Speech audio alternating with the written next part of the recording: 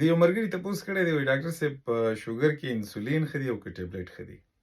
نو ګورئ ښه، زه بار بار تاسو ته دا خبره کوم چې شوګر چینو ته ویلی شي، او چې کله چیني زموږ په وجود کې زیات شي د هغې په وجه باندې به زموږ وینه ټینګېږي، او چې کله زموږ وینه ټینګه شوه دا به زموږ په نرو رګونو کې صحیح طریقې سره ګرځي نه، چې سترګو ته نه رسي، نظر به کمزوری کېږي، ویښتو ته صحیح طریقې سره ویښته به غورځېدل شروع شي.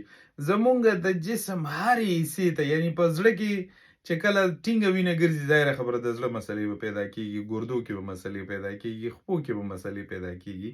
نو ګوره مسله کوم ځای کې ده؟ وینه ټینګه شوې ده. د څه په وجه؟ د چینو په وجه. اوس د چینو د کمولو دپاره څومره ګرانې دوايانې مونږ خورو، او بیا انسولین څونه په مشکله ځان ته ستن لګول څونه مشکل کار دی، هغه هم مونږ کوو.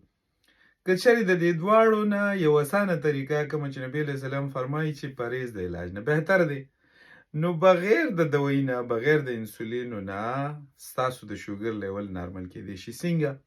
هر هغه څیز چې هغه ستا د شوګر د لیول زیاتېدو باعث ګرځي، هغه کمول پکار دي، بندول پکار دي.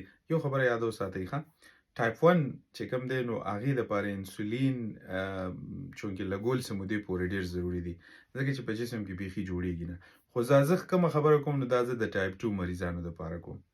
نو څومره ګرانې دوايانې تاسو استعمالوئ، د دې ټولو نه ضروري څیز چې کوم دی نو هغه پرهیز دی. هر هغه څیز چې هغه ستاسو د شوګر د زیاتېدو باعث ګرځي، د وینې د ټینګېدو باعث ګرځي، هغه کمول پکار دي. څنګه به پیژنو؟ اکثر زه تاسو ته وایم د شوګر د مریض دپاره 2 څیزونه ضروري دي، علم او عمل. علم د څه نه؟ علم هغه څیزونه چې تا له نه دي ښه، عمل به پې په خپله باندې کې